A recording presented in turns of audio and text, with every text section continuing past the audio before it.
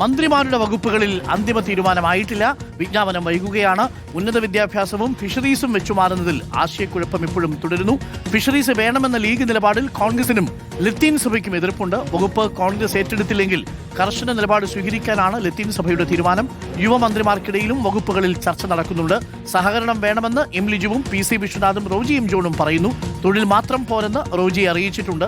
Excise വേണ്ടെന്ന് M ലിജുവും പറയുന്നു. വകുപ്പ് സംബന്ധിച്ച് തർക്കമുണ്ടെന്ന് കെ മുരളീധരനും പറഞ്ഞു. അല്ല, അത് ഇന്ന് വൈകുന്നേരം ആകുമ്പോഴേക്കും വിജ്ഞാപനം വരും. കാരണം ചില വകുപ്പുകളിൽ ചില മാറ്റങ്ങൾ ഉണ്ടാവാൻ സാധ്യതയുണ്ട്. ഇപ്പോൾ ഉന്നത വിദ്യാഭ്യാസ വകുപ്പ്, ഫിഷറീസ്, അങ്ങനെ ചില തർക്കങ്ങളുണ്ട്. അത് ഇന്നത്തോടെ പരിഹരിച്ച് ഇന്ന് വൈകുന്നേരം ആകുമ്പോഴേക്കും നോട്ടിഫിക്കേഷൻ വരും. ഘടകകക്ഷികളുമായിട്ടുള്ള തർക്കം പരിഹരിക്കുമ്പോൾ പാർട്ടിക്കകത്ത് ചില റീഅറേഞ്ച്മെൻറ്റ്സ് നടത്തേണ്ടി വരും. അത് മാത്രമേ ഉള്ളൂ. റോഷിപാലും സജു ദേവസയും തത്സമയം ചേരുന്നുണ്ട്. ആദ്യം റോഷിപാലിലേക്ക്. റോഷിപാൽ, ഘടകകക്ഷികളുമായിട്ടുള്ള സീറ്റിന്റെ കാര്യത്തിലുള്ള തർക്കം പരിഹരിച്ചാൽ കോൺഗ്രസിനുള്ളിൽ ചില ചെറിയ മാറ്റങ്ങൾ വേണ്ടിവരുമെന്നാണ്. സഹകരണമടക്കം 3 പേർ ആവശ്യമുന്നയിക്കുന്നു.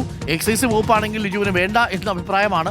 മറുഭാഗത്താണെങ്കിൽ ഫിഷറീസ് വകുപ്പ് ലീഗിന് വിട്ടുകൊടുക്കുന്നതിൽ കോൺഗ്രസിൽ ഒരു വിഭാഗത്തിനും ലത്തീൻ വിഭാഗത്തിനും അതൃപ്തിയുണ്ട്.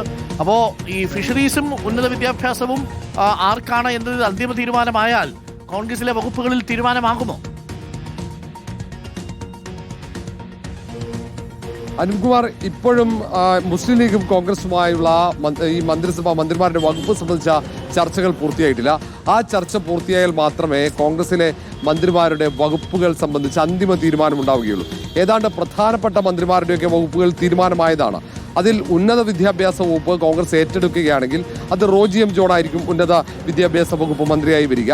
പക്ഷേ ഫിഷറീസ് വകുപ്പ് ലീഗിന് വിട്ടുകൊടുക്കാൻ പറ്റില്ല എന്ന നിലപാടാണ്. പകരം തൊഴിൽ വകുപ്പടക്കമുള്ള മറ്റേതെങ്കിലും വകുപ്പുകൾ നൽകാമെന്നാണ് കോൺഗ്രസിന്റെ നിലപാട്. പക്ഷെ അത് ലീഗ് അംഗീകരിച്ചിട്ടുമില്ല. ആ ഒറ്റ കാരണത്താലാണ് ഇപ്പോൾ ഔദ്യോഗികമായ ഒരു തീരുമാനത്തിലേക്ക് എത്താൻ കഴിയാത്തത്. ഏറെ വൈകാതെ തന്നെ മന്ത്രിമാരുടെ വകുപ്പ് സംബന്ധിച്ച തീരുമാനമുണ്ടാവുകയും വിജ്ഞാപനം പുറത്തിറങ്ങുകയും ചെയ്യും എന്നാണ് മുഖ്യമന്ത്രിയുടെ ഓഫീസിൽ നമുക്ക് ഒടുവിൽ അറിയാൻ കഴിയുന്നത്. ചർച്ചകൾ തുടരുന്നുണ്ട്. ലീഗുമായിട്ടാണ് ചർച്ചകൾ. ഉന്നത വിദ്യാഭ്യാസ വകുപ്പ് വേണമെന്ന് കോൺഗ്രസിന് താല്പര്യമുണ്ട്.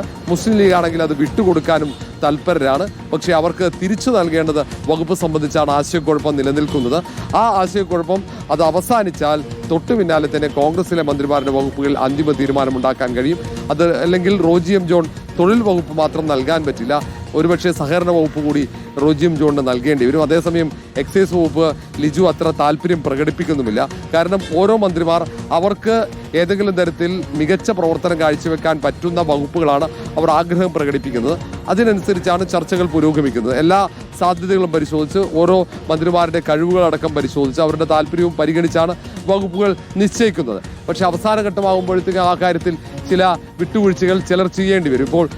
ഇപ്പോൾ ഏറ്റവും പ്രധാനം യൂത്ത് കോൺഗ്രസിന്റെ സംസ്ഥാന അധ്യക്ഷന്റെ ഒക്കെ വകുപ്പ് നേരത്തെ OJ ജനീഷ് കുമാർ മന്ത്രിയായപ്പോൾ അദ്ദേഹത്തിന്റെ വകുപ്പിൽ തീരുമാനമായി. നേരത്തെ തന്നെ കായികവും ഒപ്പം യുവജനക്ഷേമവും ഒക്കെയായി. അതേപോലെ മുരളീധരനായി, ഒപ്പം രമേശ് ചെന്നിത്തല, മുഖ്യമന്ത്രിയുടെ വകുപ്പുകൾ തീരുമാനമായി. പക്ഷേ ഏറ്റവും ഒടുവിലുള്ള എം ലിജു, അതുപോലെ റോജി എം ജോൺ, അങ്ങനെ തുടങ്ങിയവരുടെ വകുപ്പുകളിലാണ് ചെറിയൊരു ആശയക്കുഴപ്പമുള്ളത്.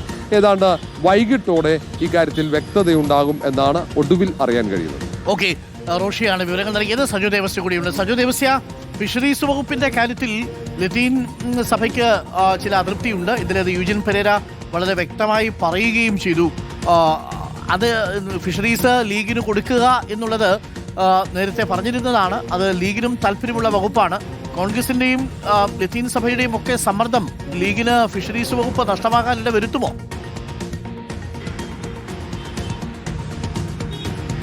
ഡോക്ടർ അരുൺകുമാർ, ഇതിലെ അടിസ്ഥാന പ്രശ്നം ലത്തീൻ സഭയെ സംബന്ധിച്ച് മന്ത്രിസഭയിൽ പ്രാതിനിധ്യം ഉണ്ടാകണം എന്ന തരത്തിലുള്ള സമ്മർദ്ദം അവർ നേരത്തെ അവരുടെ ഭാഗത്തു നിന്നുണ്ടായിരുന്നു.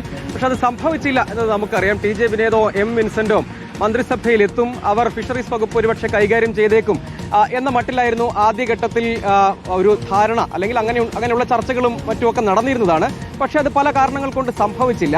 അതാണ് ഇനിയിപ്പോൾ ഫിഷറീസ് വകുപ്പ് മറ്റാരെങ്കിലും, ഒന്നുകിൽ അത് തിരുവനന്തപുരത്ത് തന്നെയുള്ള ആരെങ്കിലും, തിരുവനന്തപുരത്തോ കൊച്ചിയിലോ ഉള്ള കോൺഗ്രസ് മന്ത്രിസഭയിലുള്ള തിരുവനന്തപുരത്തു നിന്നോ കൊച്ചിയിലോ ഉള്ള ആരെങ്കിലും ഏറ്റെടുക്കുക എന്നതാണ് ധാരണ. എന്ന നിലയ്ക്കുള്ളൊരു നിർദ്ദേശമാണ് അവരുടെ ഭാഗത്തു നിന്ന് ഉണ്ടായത്. അതായത് അത്രയെങ്കിലും നീതി ഇക്കാര്യത്തിൽ വേണം എന്നൊരു നിലപാട് അവർ സ്വീകരിക്കുന്നു. കാരണം ലത്തീൻ പ്രാതിനിധ്യം ഉണ്ടാകാതെ പോകുന്നത് ആ മേഖലയിലൊക്കെ വലിയ പിന്തുണ വിജയമൊക്കെ UDF നേടാൻ കഴിഞ്ഞിട്ടും കോൺഗ്രസിൽ നിന്ന് അങ്ങനെ ഒരു പ്രാതിനിധ്യം ഉണ്ടാകാതെ പോയതിൽ വലിയ അമർഷവും പ്രതിഷേധവും അവരുടെ ഭാഗത്തു നിന്ന് ഉണ്ട് എന്നതാണ്. അതായത് മറ്റു പലർക്കും പ്രാതിനിധ്യം ലഭിക്കുമ്പോൾ കോൺഗ്രസിൽ നിന്ന് അങ്ങനെ ഒരു പ്രാതിനിധ്യം ഉണ്ടാകുന്നില്ല എന്നൊരു പ്രശ്നമാണ് അവർ യഥാർത്ഥത്തിൽ മുന്നോട്ട് വയ്ക്കാൻ ശ്രമിക്കുന്നത്. കോൺഗ്രസിന്റെ ഒരു മന്ത്രി തന്നെ ഉണ്ടാകണമായിരുന്നു എന്നാണ് അവരുടെ ആവശ്യം. അപ്പോൾ അത് നടക്കാതെ പോയി, അതിന് ഇപ്പോൾ പ്രായോഗികമല്ല. അതുകൊണ്ട് ഫിഷറീസ് വകുപ്പിന്റെ കാര്യത്തിൽ തന്നെ അത് കോൺഗ്രസ് ഏറ്റെടുക്കണം, അതൊരു ഈ കാര്യത്തിൽ ലീഗിന് നൽകരുത് എന്നൊരു നിർദ്ദേശമാണ് അവർ മുന്നോട്ട് വയ്ക്കുന്നത്. നടപ്പാകുമോ എന്ന് ചോദിച്ചാൽ ആ ഒരു സമ്മർദ്ദം ഉള്ളതുകൊണ്ട് നേരത്തെ മുഖ്യമന്ത്രി തന്നെ നമുക്കറിയാവുന്നതുപോലെ തിരുവനന്തപുരം ലത്തീൻ അതിരൂപത ആസ്ഥാനത്തെത്തി ആർച്ച് ബിഷപ്പ് തോമസ് ജെ ജെറ്ററുമായി കൂടിക്കാഴ്ച നടത്തിയതാണ്.